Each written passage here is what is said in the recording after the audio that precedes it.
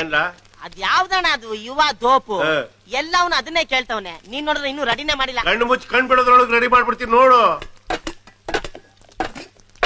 ಇದನ್ನ ಯಾಕಣ್ಣ ತೆಗಿತಾ ಇದ್ಯಾ? ನಿನ್ನೆ ಮೊನ್ನೆ ಅಳ್ಸಲು ಯಾವ ಬೇಕು ನನ್ ಮಗನು ಇಲ್ಲ ಅಂದಿದ್ದು. ನೋಡ್ತಾ ಇರು ನನ್ ಕೈ ಚಳಕದ ನೋಡು. ಅಯ್ಯೋ ಅಲ್ಲಣ್ಣ, ಅಯ್ಯೋ ಗಬ್ಬು ವಾಸನೆ. ಲೇ ಬಾಯಿ ಮುಚ್ಕೊಂಡು ನಿಂತ್ಕೊಡು. ಬೇಕು ನನ್ನ ಮಗನೇ, ಇವತ್ತಿನ ಸ್ಪೆಷಲ್ ಅಂದ್ರೆ ಇದೆ ಕಣ್ಲ, ಯುವ ದೋಪು ಅಂದ್ರೆ ಇಡ್ಲಿ ವಡೆ ದೋಸೆ ಪೂರಿ.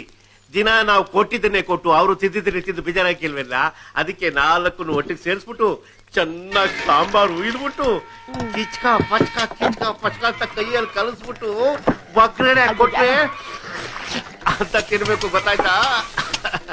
ಇದನ್ನ ನಾಯಿನೂ ತಿನ್ನಲ್ಲ. ಜಾಸ್ತಿ ಮಾತಾಡಿದ್ರೆ ಮೂತಿ ಮೇಲೆ ಕುದಿಯ ಎಣ್ಣೆ ಹಾಕ್ಬಿಡ್ತೀನಿ. ತಾಡಾಗ ನನಗೆ ಬುದ್ಧಿ ಹೇಳಕ್ ಬರ್ತಾನೆ.